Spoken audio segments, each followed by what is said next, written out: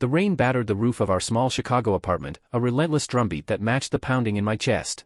I stood frozen in the doorway, my keys dangling from one hand, my phone in the other, its screen glowing with my mother's name.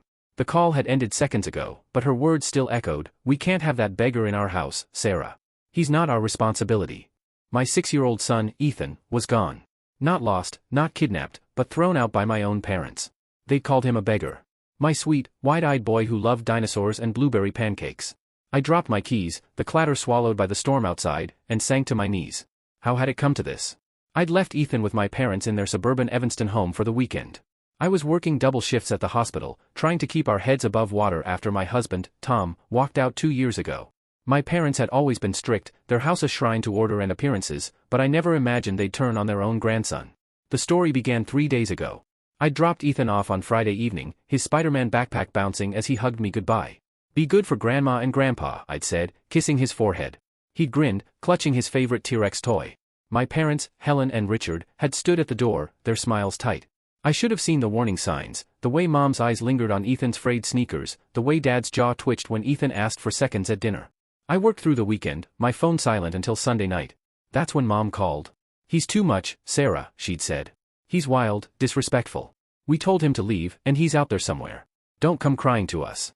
I bolted out the door, my nurse's scrub still on, and drove through the storm to Evanston. Their house was dark when I arrived, the porch light off like a deliberate snub. I pounded on the door, my fists numb from the cold. "Mom. Dad. Where's Ethan?" No answer. The neighbors' lights flickered on, but my parents' house stayed silent. I called the police, my voice shaking as I explained. "My son, he's 6.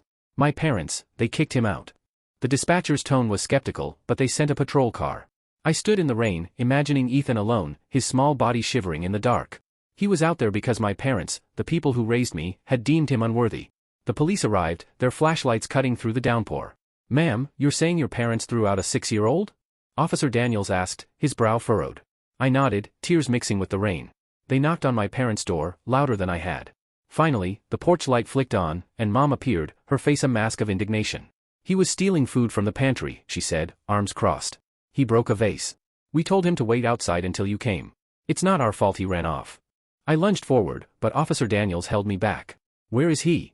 I screamed. My father appeared behind Mom, his expression cold. "We don't know, Sarah. You should have raised him better." The police searched the neighborhood, their radios crackling with updates. I drove up and down the streets, calling Ethan's name, my voice hoarse. At 2 a.m., a call came through. A gas station clerk had found a boy matching Ethan's description, curled up behind a dumpster, clutching his T-Rex.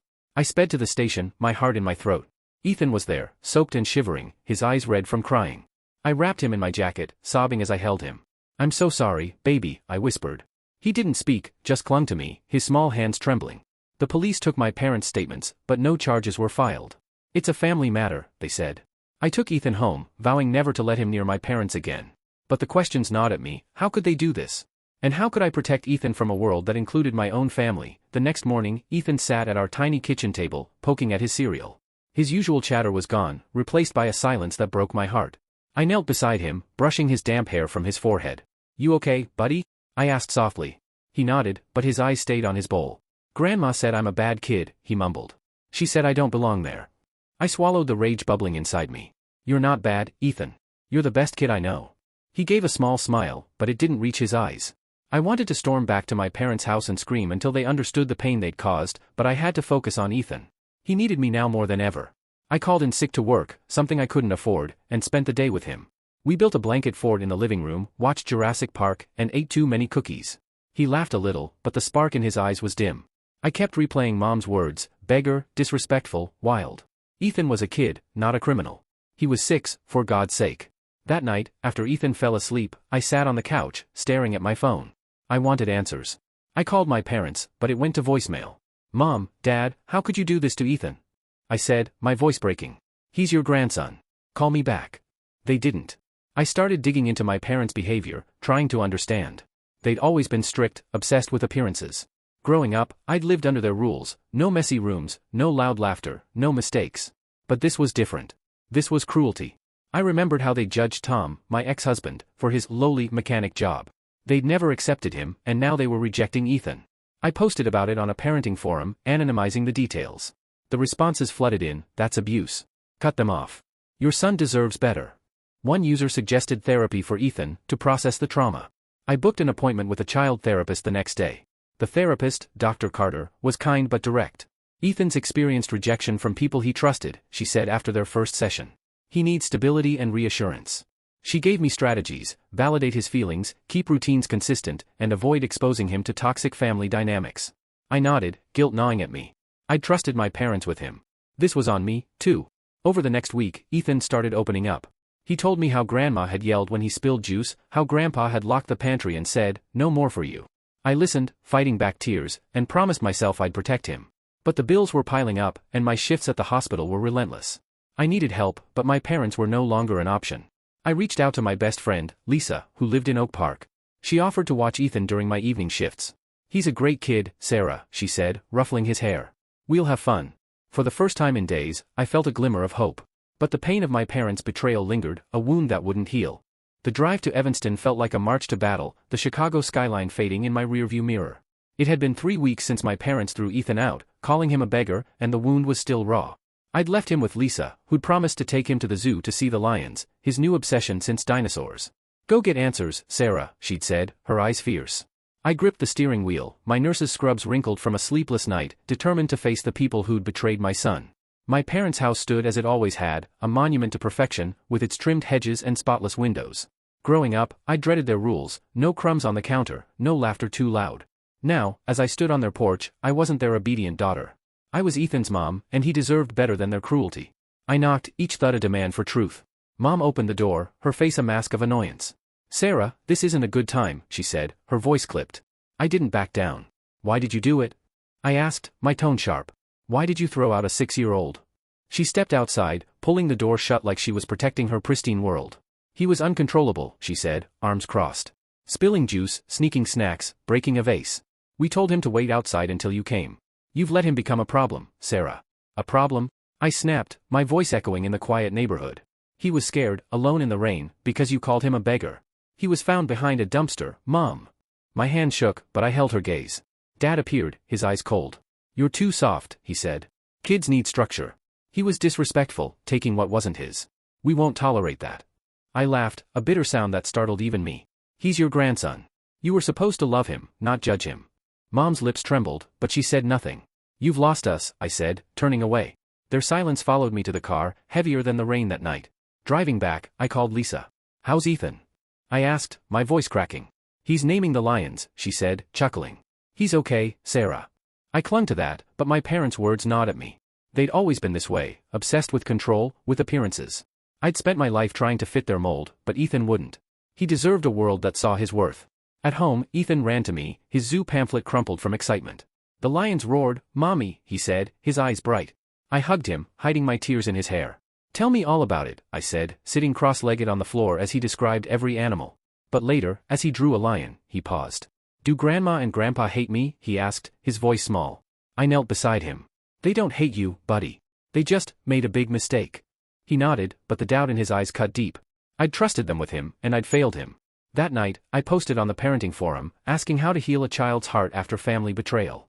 The responses poured in: therapy, love, boundaries. I booked another session with Dr. Carter and one for myself. I needed to untangle my guilt, to understand why I'd let my parents near him. Dr. Carter's advice echoed in my mind: validate Ethan's feelings, rebuild his trust. I started small, planning a movie night with the Lion King. Ethan snuggled against me, laughing at Simba's antics. As he fell asleep, I whispered, "You're my brave lion." I meant it. He was stronger than my parents' cruelty, and I'd make sure he knew it.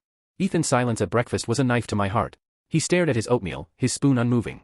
"Buddy, you okay?" I asked, touching his hand. He looked up, eyes glassy. "Grandma said I'm not welcome," he whispered. "Am I bad?" I pulled him into my lap, my scrubs still on from an overnight shift. "You're the best kid in the world," I said, my voice fierce. "Don't ever think otherwise." I called in sick again, ignoring the hospital's threats about attendance. Ethan needed me more than they did. We spent the morning at the park, tossing a frisbee until he giggled, his smile a flicker of the boy he'd been. But guilt gnawed at me. I'd left him with my parents, assuming they'd love him as I did. How had I missed their coldness? Dr. Carter's office felt like a sanctuary, with its soft lights and toy bins. After Ethan's session, she met with me. "He's processing rejection," she said. "He needs consistency, routines, affirmation. Keep him away from your parents for now." I nodded, ashamed I'd needed the reminder. She suggested art or sports to boost his confidence. I signed him up for art club that afternoon, hoping it would help him heal. The first art club session was a revelation. Ethan came home with a painting of a rocket ship, his face alight. "It's going to Mars," he said, pointing to a stick-figure astronaut. I hung it on the fridge, my heart swelling. "You're amazing, Ethan," I said, and he beamed. It was a start. Work was a pressure cooker. My supervisor, Karen, called me into her office. "Another absence, Sarah? We need reliability." I apologized, explaining vaguely about family issues, but her frown lingered.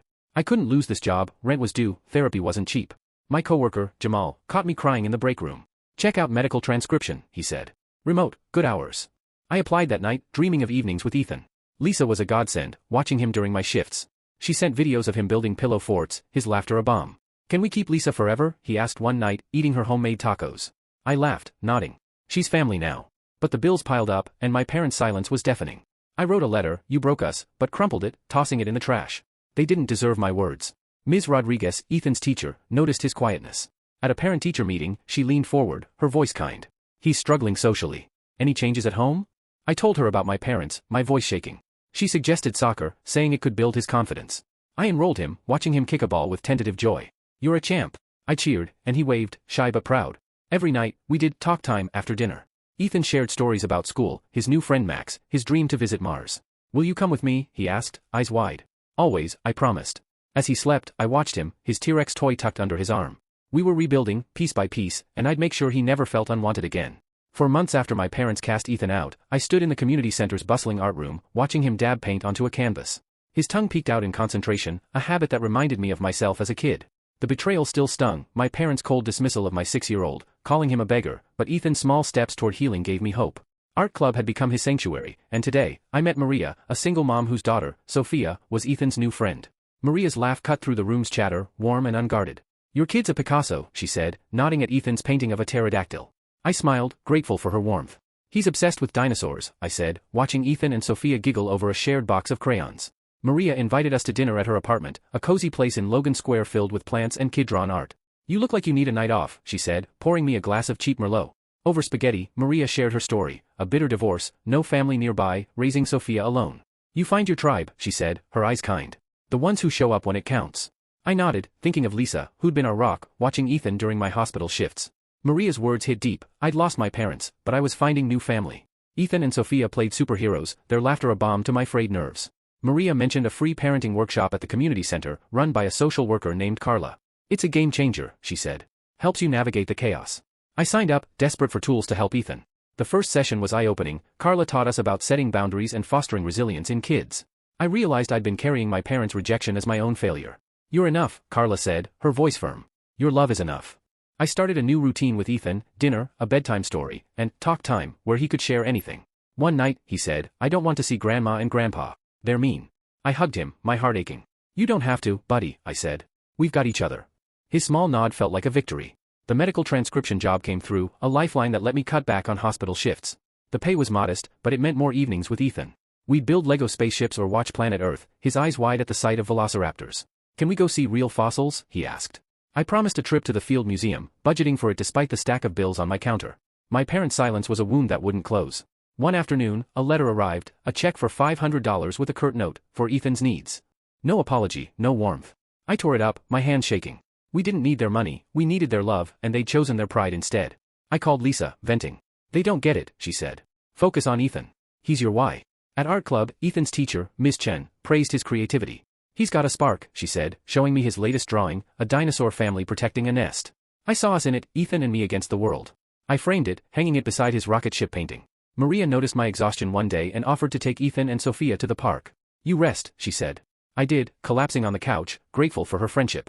That night, I lay awake, thinking about Maria's words, "Find your tribe." My parents had failed us, but Lisa, Maria, and even Ms. Chen were stepping up. I wasn't alone anymore. Ethan's laughter, his art, his growing confidence, they were proof we were rebuilding. But the scar of that rainy night lingered, a reminder to guard his heart fiercely. 7 months after the incident, Ethan's smile was back, brighter than I'd dared hope. Art club had worked wonders, he'd made friends, his drawings now filling our apartment with color. We just returned from the Field Museum, where he'd rattled off dinosaur facts to a tour guide, who'd called him a future paleontologist. I'd beamed, my heart full, but the shadow of my parents' betrayal still loomed. I needed to heal, too, if I was going to be the mom Ethan deserved. I started therapy with Dr. Lee, a soft-spoken woman who saw through my bravado. "You're carrying their guilt," she said in our first session. Your parents' choice wasn't about you or Ethan, it was about their own limitations. I nodded, tears falling. I'd spent my life chasing their approval, but now I saw their rigidity for what it was, fear of anything that didn't fit their perfect world. Letting go of that need was harder than I expected. At school, Ethan was thriving. Ms. Rodriguez, his teacher, pulled me aside after class. He's opening up, she said. He's even helping other kids with their projects. She suggested the gifted program, citing his knack for science. I hesitated, the paperwork was daunting, and my schedule was tight, but I applied, determined to give him every chance. Ethan came home buzzing about a solar system project, his excitement contagious. Lisa threw a surprise party for Ethan's 7th birthday at her place.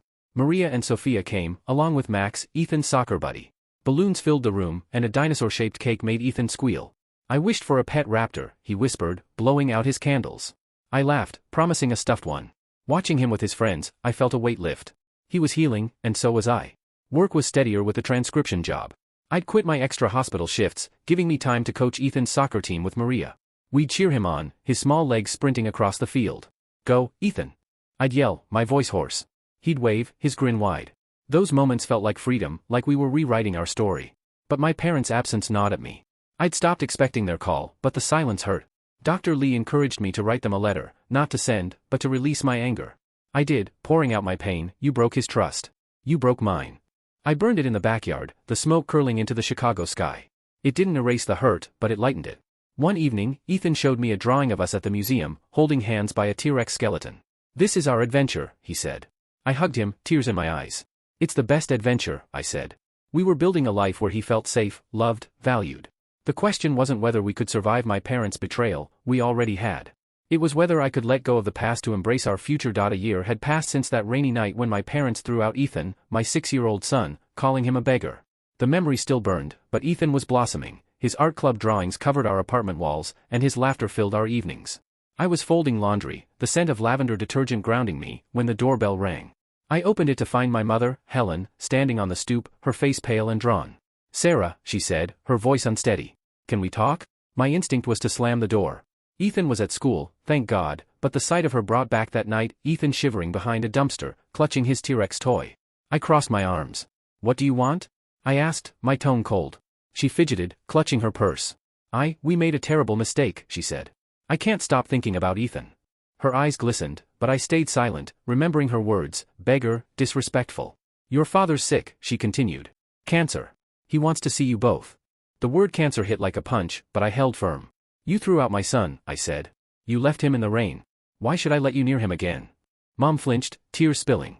I was wrong, she whispered. We were so caught up in our rules, our image. I'm sorry.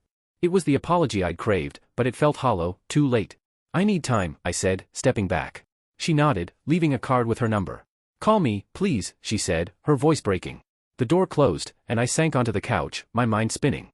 Could I trust her? Did I want to? I called Lisa, my best friend, who'd been our anchor through this mess.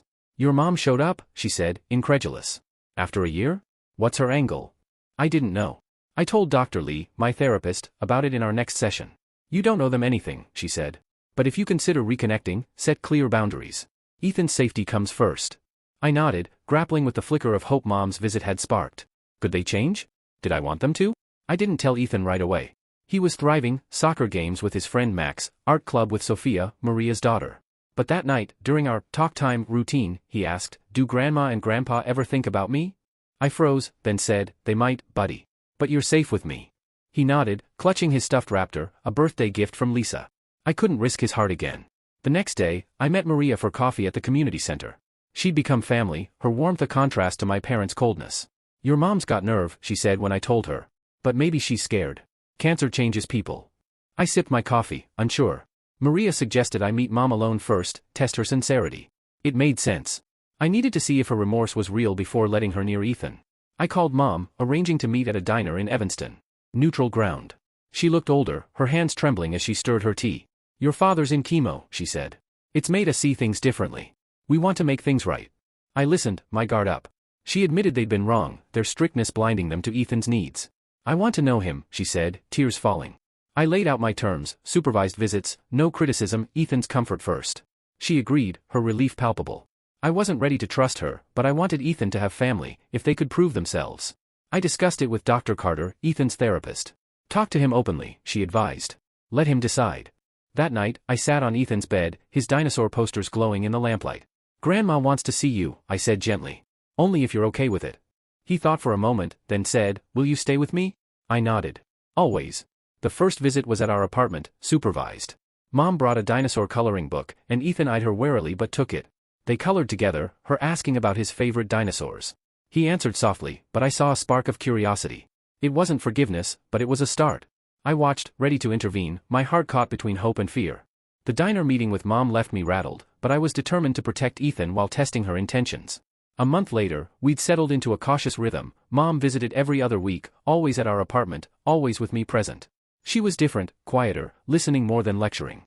Ethan started to warm to her, showing her his soccer trophy from a recent game. "I scored a goal," he said, his voice proud. Mom smiled, a real smile, and I felt a crack in the wall I'd built. Dad was still too sick to visit, but Mom said he was improving. "He wants to apologize," she told me one day, her eyes earnest. I wasn't ready to see him, not yet. The memory of his cold voice, "You should have raised him better," still stung.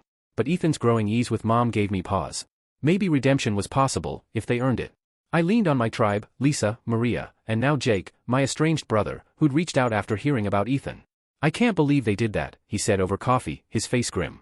He'd cut ties with our parents years ago, fed up with their control. "I want to be there for you and Ethan," he said. We met again, and soon he was teaching Ethan to skateboard in the park, their laughter a new light in our lives. Therapy with Dr. Lee was my anchor. "You're redefining family," she said. "It's not about blood, it's about who shows up." She was right. Lisa hosted game nights, Maria cheered at Ethan's soccer games, and Jake brought Ethan comic books. My parents were on probation, their place in our lives tentative. I set strict rules, no unsupervised visits, no harsh words. Mom followed them, bringing Ethan small gifts, a fossil kit, a puzzle. He'd smile, cautious but genuine. At school, Ethan was soaring. Ms. Rodriguez pushed for him to join the gifted program, and I navigated the paperwork, exhausted but determined. He came home with a model volcano, bubbling with excitement. "It erupted, Mommy," he said. I hugged him, proud but haunted. My parents had almost dimmed the spark. One night, Ethan drew a picture of our new family, me, him, Lisa, Maria, Sophia, and Jake, all holding hands. "Where's Grandma?" I asked gently. He added her at the edge, small but there. "She's trying," he said. I kissed his forehead, my heart swelling.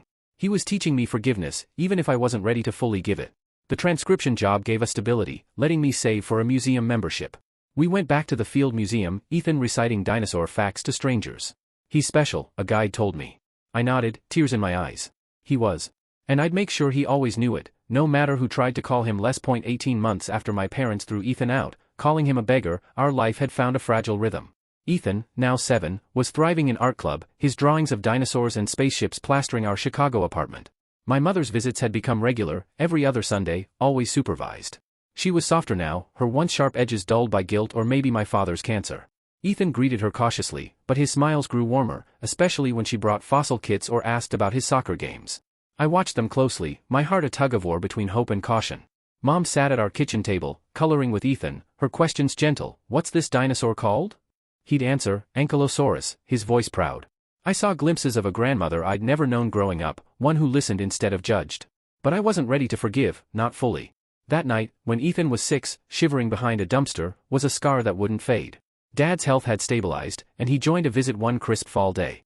He looked frail, his once imposing frame hunched from chemo. "Ethan," he said, his voice soft, "I'm sorry I wasn't a good grandpa." Ethan looked at me, then hugged him, quick but sincere. I swallowed a lump in my throat, unsure if it was relief or lingering anger. "Let's play chess," Dad offered, pulling out a travel set. Ethan grinned, learning the knight's L-shaped move.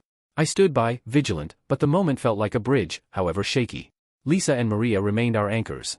Lisa hosted pizza nights, her laughter filling our apartment, while Maria and I took turns driving Ethan and Sophia to soccer. "Your kid's a firecracker," Maria said, watching Ethan score a goal. I smiled, proud but haunted. My parents' betrayal had nearly dimmed his light, but he was shining again, brighter each day. Therapy with Dr. Lee helped me navigate the complexity of Mom's return. "Forgiveness doesn't mean forgetting," she said. "It means choosing your peace." I was trying, but trust was a slow build. I set stricter boundaries, no overnight visits, no discussing the past with Ethan unless he brought it up. Mom complied, her effort visible. She baked cookies with him one day, a scene I'd never imagined in my own rigid childhood. "These are good, Grandma," Ethan said, crumbs on his chin. She beamed, and I felt a crack in my armor. At school, Ethan's teacher, Ms. Rodriguez, reported progress. He's leading group projects, she said, showing me his latest science report on volcanoes.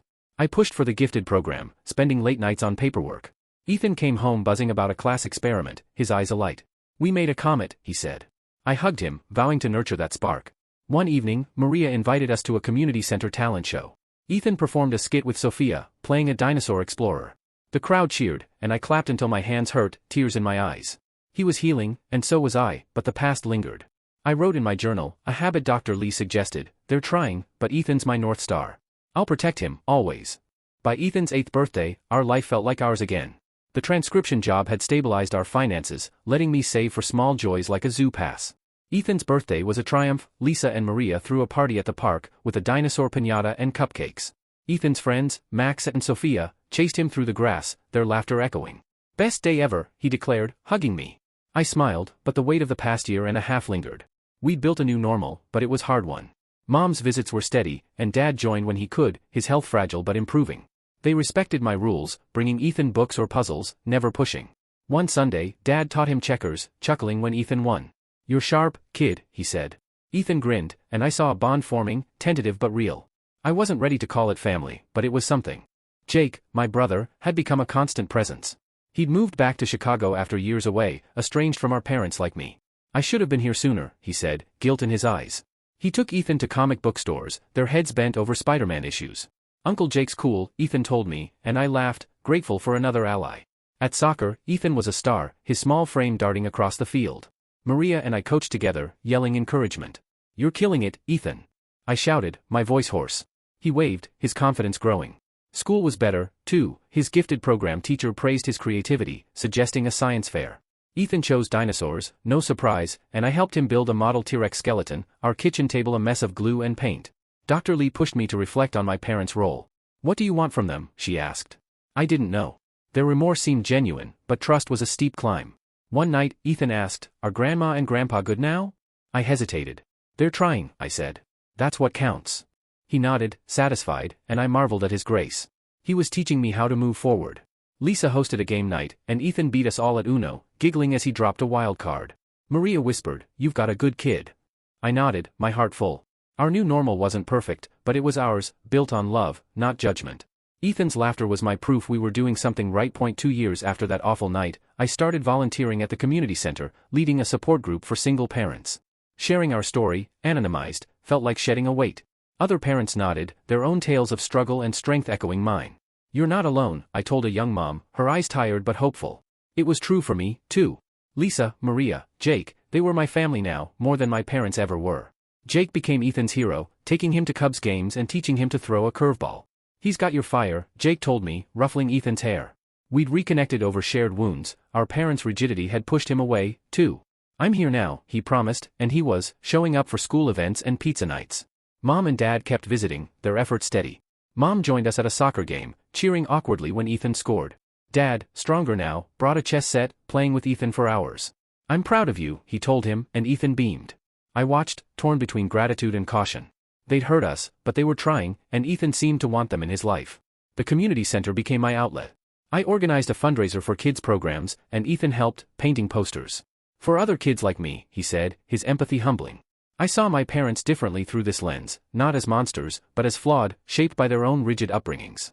It didn't excuse them, but it helped me let go. At school, Ethan's science fair project, a model of a Jurassic ecosystem, won first place.